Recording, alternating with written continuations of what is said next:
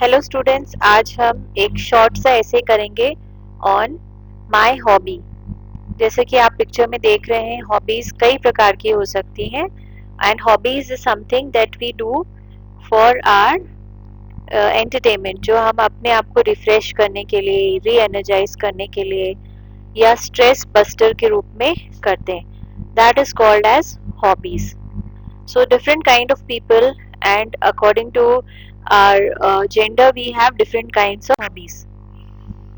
So introduction में आप लिख सकते हैं, hobby can be defined as something we do that refreshes us, or what is the only thing you want to do when we are having free time.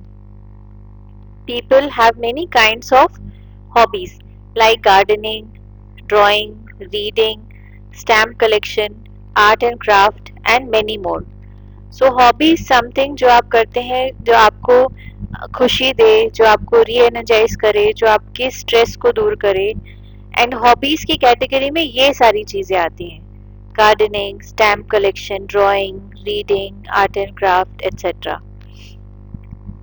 So particularly we are talking about one hobby in this essay. My hobby is reading books. So after the introduction you have to give the benefits of your hobbies, या आपने जो hobby choose की है उसके positive points आपको बोलने हैं.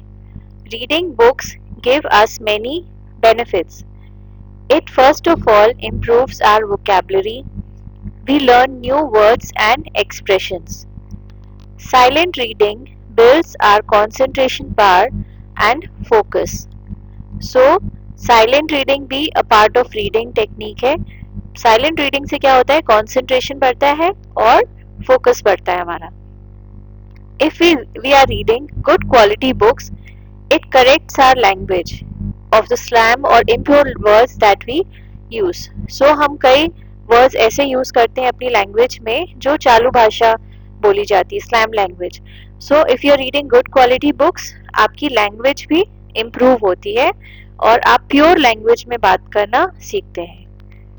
Only reading academic book is not considered to be hobby. Apart from it, we should be reading good story books or novels जो मैसेज के साथ हो, with a message. So academic books पढ़ना is not a hobby, जो आपकी course की books हैं. Hobby is what something you do in your free time, जैसे good story books, good novels जो जिनमें कुछ मैसेज आता हो, या जातक कथाएं जो होती हैं, legends. So this is considered as hobby. So after introduction, brief discussion, the description, then we come to the next part of the essay. If we see in the past, all great men have reading books as their hobby. जितने भी बड़े बड़े महान हस्तियां हुई हैं, जैसे कि महात्मा गांधी हो गए, एब्राहम लिंकन हो गए, और भी लोग जो हैं, उनकी रीडिंग बुक्स जो है वो एक हॉबी जरूर रही है. We should read books from all over the world. It also improves our background knowledge of the culture, history and geography of the country. So अगर हम दूसरे वर्ल्ड की जो लिटरेचर है वो पढ़ते हैं, तो उससे हमें उनके कल्चर के बारे में पता होता है, उनकी हिस्ट्री और उनकी ज्योग्राफी के बारे में हमें पता चलता है. So it improves our general knowledge also. It gives us some quiet time with ourselves away from the hustle and tussle of the day. So जो रीडिंग है वो आप एक जगह शांत बैठ के करते हैं. सो आपकी जो भागदौड़ भरी जिंदगी है उससे हट के ये आपके अपने साथ बिताए हुआ एक क्वाइट समय होता है. Pursuing our hobby gives us happiness and relieves our mind from the stress and tension of the work.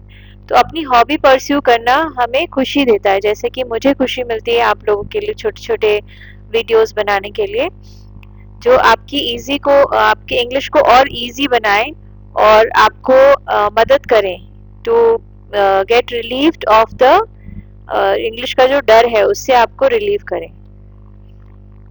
This also energises us from for the next day work.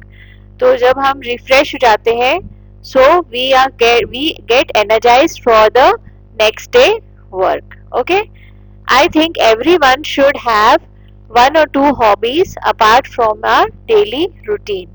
So हर किसी को एक या दो हॉबीज जरूर pursue करना चाहिए हमारे daily routine से हटके. So this is the time we live for ourselves. भाग दौड़ भरी जिंदगी से हटके हम अपने लिए कुछ पल या समय बिताते हैं. So that is known as hobby. So this is it, children. I hope you like this essay, and as always, thank you and keep smiling.